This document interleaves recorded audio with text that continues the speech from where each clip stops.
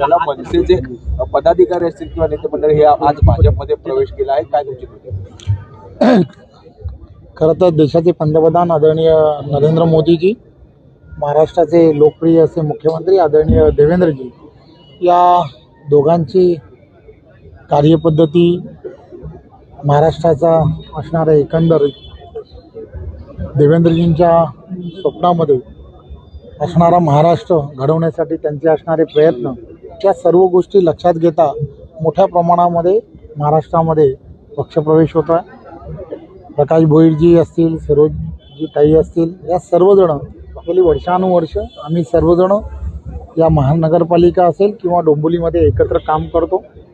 आणि आपल्याला माहीत आहे की पॅनल्सच्या आणि या परिस्थितीमुळे दोघंही नगरसेवक म्हणून काम करत असताना दोघंही वेगवेगळ्या पॅनल्समध्ये गेल्यामुळे थोडासा अडचणीचा भाग, टेक्निकली ज्याला म्हणतात, तो फार मोठ्या प्रमाणामध्ये या ठिकाणी दिसून आला.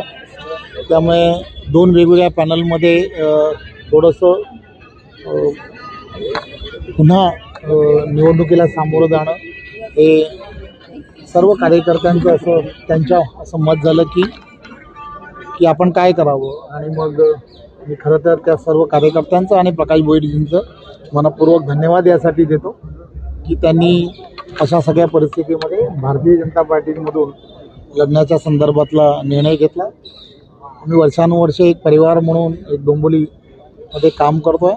त्यामुळे त्यांनी आज जो प्रवेश केला आहे त्याबद्दल मी त्यांचं मनपूर्वक धन्यवाद देतो. आता माजी नगरसेवक आपल्या पक्षात आलेले आहेत आणि एकंदरीत पाहिलं तर कल्याण डोंबिवलीमध्ये दोन्ही ठाकरे बंधू एकत्र येण्याची चर्चा होती आणि आता प्रकाश भोईर पश्चिम येथील येणार आहेत असेही तुम्ही संकेत दिले. प्रकाश भोईर आज आलेले आहेत, त्यामुळे त्यांच्याबरोबरचे असणारे सर्व सहकारी आलेले आहेत.